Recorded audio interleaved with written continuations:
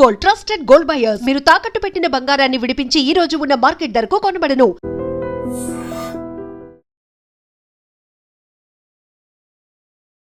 Welcome to think again. నా పేరు లుంబిని. టీనేజ్లో ఉన్న అమ్మాయి తప్పు చేయొద్దు, తప్పుదోవ పట్టొద్దు అంటే తల్లి ఎలాంటి జాగ్రత్తలు తీసుకోవాలి డిస్కస్ చేద్దాం. ఈ రోజు మనతో పాటు ప్రముఖ family counsellor and motivational speaker Rajani Rama గారు ఉన్నారు. అమ్మ నమస్తే. నమస్తే. టీనేజ్ అంటే ఆ ఏజ్ గ్రూప్లో పొరపాట్లు అనేది సర్వసాధారణం. ఎవరైనా ఏదో చిన్నదో పెద్దదో చేస్తూ ఉంటారు. ముఖ్యంగా అమ్మాయి ఆ ఏజ్లో తప్పు చేయకుండా ఉండాలి అంటే పేరెంట్స్ అనడం కన్నా తల్లి ఎలాంటి జాగ్రత్తలు తీసుకోవాలి? అవును, అంటే మనకి ఇప్పుడు డైరెక్ట్గానే చెప్పేస్తాను. చిన్నప్పటి నుంచి కూడా మనకు ఒక పద్ధతి డిసిప్లిన్గా పెంచినట్టయితే టీనేజ్లో పెద్దగా ఇబ్బందులు రావు. టీనేజ్లో అని మనం స్పెసిఫిక్గా ఇక్కడ మాట్లాడితే కనుక టీనేజ్కి వచ్చిన తర్వాత మనం మొదలు పెట్టాము ఏదైనా సరే, అప్పటికప్పుడు మొదలు పెడితే రిజల్ట్ ఏం రాదు. అది అసలు రిజెక్ట్ చేస్తారు పిల్లలు ఎవరైనా కూడా. అది ముందు నుంచి కూడా ఒక ఫ్లో అనేది ఉండాలి, ఒక అలవాటు అనేది ఉండాలి, ఒక పద్ధతి అనేది ఉండాలి. అది లేనప్పుడు అప్పటికప్పుడు చేస్తే ఏమీ ఉండదు. టీనేజ్లో ఎలా ఉండాలి అనేది చిన్నప్పటి నుంచి పిల్లలకి ఏ డిసిప్లిన్, ఏ పద్ధతి అయితే మనం నేర్పు, ఇది వద్దు, ఇది కూడదు, ఇది చేయొచ్చు, ఇది ఎంతవరకు చేయాలి, ఇది ఎంతవరకు మానేయాలి, ఏ విషయమైనా సరే తీసుకుంటే అది ఆ మైండ్లో వర్కౌట్ చేస్తూ ఉంటుంది, వర్క్ అవుతుంది వాళ్ళకి. ఒక ఏజ్ వచ్చేటప్పటికి అది ఒక హద్దులాగా ఉంటుంది. మనం ఇది చేయకూడదు, ఇది మనకి పనికిరాదు, మనం ఇలా ఉండకూడదు, మనం ఇలా ఉండాలి అనేది వాళ్ళ మైండే వాళ్ళకి చెప్తుంది. అంతేగాని టీనేజ్కి వచ్చిన తర్వాత చెప్తే ఎలా కుదురుతుంది? కుదరదు. ఓకే, దీనికి ఇంకొక యాంగిల్లో నుంచి చెప్తాను. ఓకే, టీనేజ్లో ఎన్నో మార్పులు జరుగుతాయి. ఒక 12 years 13 yearsకి కొత్త లైఫ్ అనేది స్టార్ట్ అవుతుంది అమ్మాయిలకి. స్పెసిఫిక్గా అమ్మాయిలని అడిగారు కాబట్టి 11 years వరకు 12 years వరకు మనం పెంచిన విధానము ఎలా బేస్ అవుతుందో టీనేజ్కి వచ్చిన తర్వాత వాళ్ళు మెచ్యూర్ అవ్వటము, మనోభావాలు ఎన్నో మారుతూ ఉంటాయి. తర్వాత బాడీలో ఎన్నో చేంజెస్ వస్తూ ఉంటాయి, హార్మోన్స్ వర్క్ చేస్తూ ఉంటాయి, డెవలప్ అవుతూ ఉంటాయి. వాళ్ళకి శరీరం అతలాకుతలం అవుతూ ఉంటుంది. డేట్స్ రావడము ఎవ్రీ మంత్, వాళ్ళకి ఫీలింగ్స్ అనేవి అనేకం వస్తూ ఉంటాయి. అప్పుడు మైండ్ చాలా రకాలుగా డైవర్షన్స్ వస్తాయి వాళ్ళకి. అంటే చదువుదామని కూర్చుంటే ఏవో ఆలోచనలు రావచ్చు. ఫర్ ఎగ్జాంపుల్ ఏదైనా మూవీ చూస్తే వాళ్ళకి ఏమైనా ఆలోచనలు రావచ్చు. ఫర్ ఎగ్జాంపుల్ ఎవరినైనా ఒక కపుల్ని చూస్తే వీళ్ళకి ఒక ఫీలింగ్స్ కలగచ్చు. ఇలాంటివన్నీ వచ్చినప్పుడు మైండ్ డిస్టర్బ్ అవుతుంది. ఇప్పుడు ఎలా అంటే వీళ్ళకి ఒక అందని వస్తువు, ఒక స్వీట్, ఒక పండు ఏదైనా ఎట్లా ఓరిస్తూ ఉంటుందో వీళ్ళకి అలా అనిపిస్తూ ఉంటుంది. ఆ ఫీలింగ్ అనేది అది ఎలా ఉంటుందో అది అంటే తన ఫీలింగ్స్, ఒక కపుల్ని చూసినప్పుడు తనకి కలిగే ఫీలింగ్, అరే ఆ పెళ్లి చేసుకుంటే ఎలా ఉంటుందా, లేకపోతే అంత ఏజ్ వచ్చిన తర్వాత ఒక అబ్బాయితో తిరుగుతుంటే ఎలా ఉంటుందో, ఇలాంటి డౌట్స్ అన్నీ వస్తుంటాయి వాళ్ళకి. అలా వచ్చినప్పుడు లేదా రాకుండా ఉండడానికి తల్లిదండ్రులు ఏం చేయాలంటే, ముఖ్యంగా తల్లి, ఇక్కడ తల్లి కూతుళ్ళు అని చెప్పి అడిగారు కాబట్టి తల్లి అనే ఒక వ్యక్తి ఎప్పుడు కూడా ఆడపిల్లలకి దగ్గరగా ఉండాలి. కొంతమంది మా అమ్మాయి తండ్రికి బాగా దగ్గర, చాలా గారాబం, వాళ్ళ నాన్న దగ్గరే ఉంటుంది ఎక్కువ అని అంటారు. కానీ అది పెద్ద ఫ్యాషన్, అదొక స్టైలు. అది కొంతవరకే ప్రేమ పరంగా, తండ్రి బిడ్డల బంధం పరంగా ఒక 10 years వరకు ఓకే. అక్కడి నుంచి ఆడపిల్లలు ఎక్కువగా తండ్రిని కూడా కోరుకోరు. ఎక్కువగా తన ఫీలింగ్స్ ఎవరితోనో పంచుకోవాలని చూస్తుంటారు. ఎంత కాదన్నా తండ్రి కాబట్టి, మేల్ కాబట్టి పంచుకోలేరు. అదే తల్లితో అయితే పంచుకుంటారు, షేర్ చేసుకోగలుగుతారు. అలాంటప్పుడు తల్లి అనే మనిషి ఆ సమయంలో ఎలా ఉంటాయి ఫీలింగ్స్, బాడీలో ఎలా ఉంటుంది, చేంజెస్ ఎలా ఉంటాయి, వచ్చినప్పుడు ఎలా ఉండాలి అని అన్నీ కూడా తల్లి నేర్పిస్తూ ఉండాలి. తర్వాత ఆ పాపకి దగ్గరగా ఉండాలి. అంటే 24/7 అంటాం కదా, అలా అందుబాటులో ఉండాలి. ఏ విషయానికి అమ్మ అమ్మ అమ్మ అమ్మ అమ్మ అమ్మ అని చెప్పి ప్రతిదానికి అమ్మకే చెప్పాలని ట్రై చేస్తుంది. అలా కనుక మీరు ఉండకపోతే ఆ పాప వేరే వాళ్ళతో షేర్ చేసుకోవడానికి ట్రై చేస్తుంది. ఫర్ ఎగ్జాంపుల్ క్లాస్మేట్స్ కావచ్చు, ఆ క్లాస్మేట్స్ అమ్మాయి కావచ్చు, అబ్బాయి కావచ్చు, ఆ స్నేహం అనే పేరు మీద అబ్బాయిలతో కూడా క్లోజ్గా ఉంటున్నారు కాబట్టి ఒరే అని చెప్పి వాడితో కూడా చెప్పుకుంటారు. చెప్పుకున్నప్పుడు ఏమవుతుంది, అక్కడ యాక్సిడెంట్ అవుతుంది. అలాంటివి జరగకుండా ఉండాలంటే తల్లి ఎప్పుడు ఆడపిల్లకి అందుబాటులో ఉండాలి. ఇంకొకటి, ఆడపిల్లలు ఏం చేస్తున్నారు ఇంట్లో అనేది గమనించుకుంటూ ఉండాలి.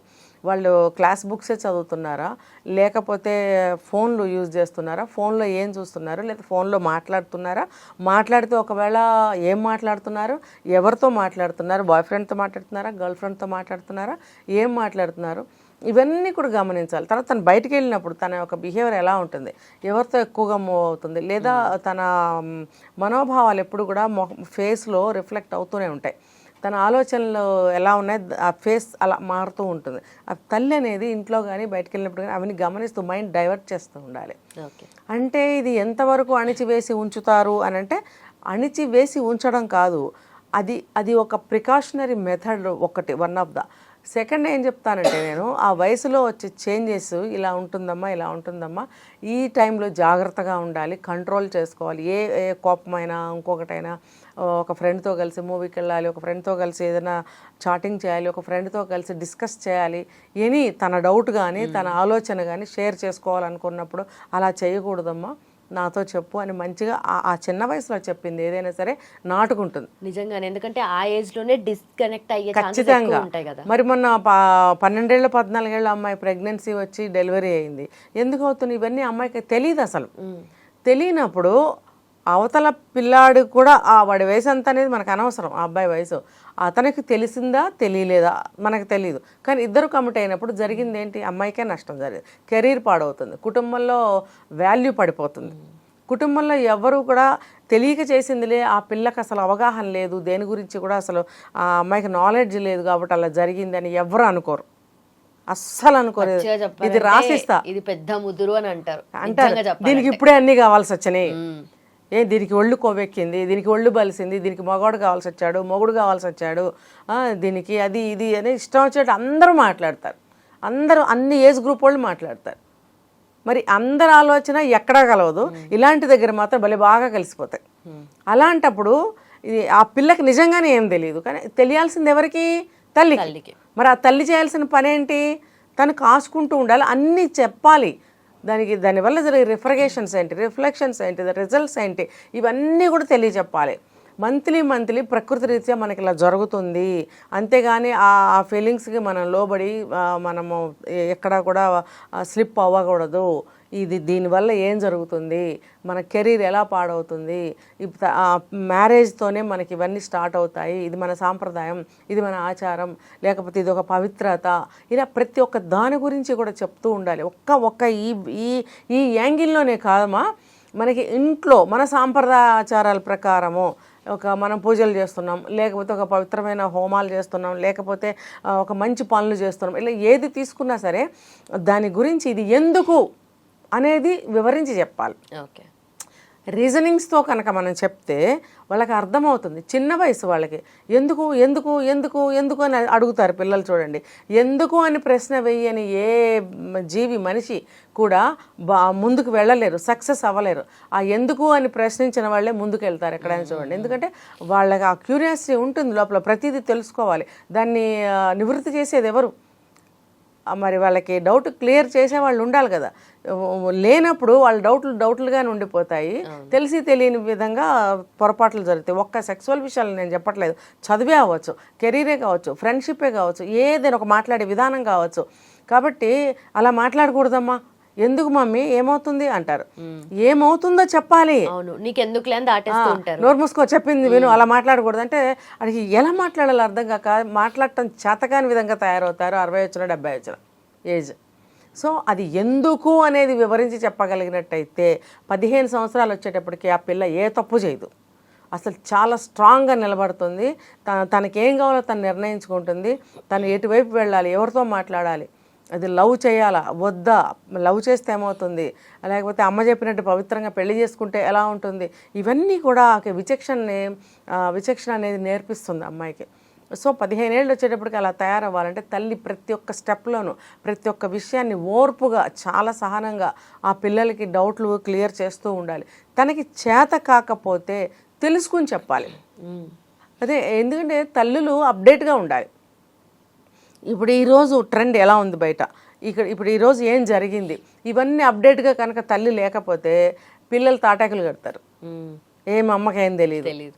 దానికి తోటి తండ్రి అనేవాడు ఒకడు ఉంటాడు మహానుభావుడు, ఆయన ఏమంటాడు, మీ అమ్మకేం తెలియదు, మీ అమ్మ మాట వెనకో అంటే. ఆడపిల్లకి తల్లి ఏదైనా చెప్పచ్చు, తెలిసేది ఏంటి అందులో, తను ఒక స్త్రీత్వం గురించి నువ్వు చెప్పగలవా తండ్రివి, మీ అమ్మకేం తెలియదు అంటే అమ్మకే తెలుసు. ఈ స్త్రీత్వం గురించి ఏ ఆడపిల్ల అయితే తెలుసుకుంటుందో ఇంకా ఏం తెలుసుకోవాల్సిన అవసరం లేదు.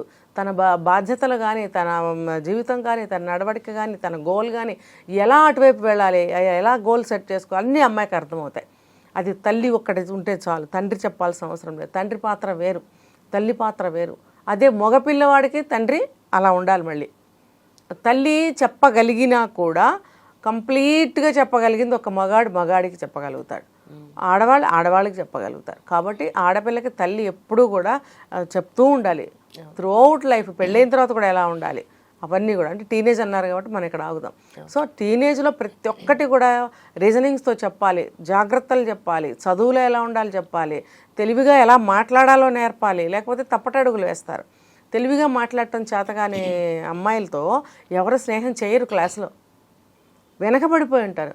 వాళ్ళు ఇన్ఫీరియారిటీ కాంప్లెక్స్ తోటి పాపం మొహం వంచుకుని కుంచుకుపోయిన అమ్మాయిలు చాలామంది తెలుసు నాకు. షేమింగ్కి కూడా గురవుతూ ఉంటారు వాళ్ళు. ఎందుకంటే చేతకాంతాను. మరి దానికి రీజన్ ఎవరు? తల్లి. కాబట్టి తనకు తెలిసిన జ్ఞానాన్ని, విజ్ఞానాన్ని, అప్డేట్ విషయాల్ని ప్రతి ఒక్కటి కూడా ఆమె నేర్పిస్తూ ఉండాలి, జాగ్రత్తలు చెప్తూ ఉండాలి. అప్పుడు ఆడపిల్లలు మంచిగా ముందుకెళ్ళగలుగుతారు. ఓకే, నిజంగానే అంటే తల్లి ఏదైనా పర్టికులర్ విషయంని స్పెసిఫిక్ మంచిగా ఎక్స్ప్లెయిన్ చేసి విడమర్చి చెప్పగలగాలి. అండ్ ఆ షేర్ చేసుకునే స్పేస్ కూడా కూతురికి ఇస్తే బెటర్గా ఉంటాయి థింగ్స్. అంటే థ్యాంక్ యూ సో మచ్ అమ్మా. నిజంగా ప్రస్తుతం ఉన్నటువంటి సమాజం దేనికి ప్రయారిటీ ఇస్తుంది? ఆర్థిక సంబంధాల చుట్టూ మాత్రమే తిరుగుతోంది. మళ్ళీ ఎన్నికలంగానే చాలా విరక్తి కలుగుతున్నాం. మంచి అనిపిస్తుంది కదా, లేడీస్ కూడా ఛాలెంజింగ్ జాబ్స్ చేసినప్పుడు చాలా బాగుంటది. ఫుడ్ డెలివరీ ఇవ్వటానికి వెళ్ళినటువంటి డెలివరీ బాయ్ అనిల్ పై కళ్ళ ముందు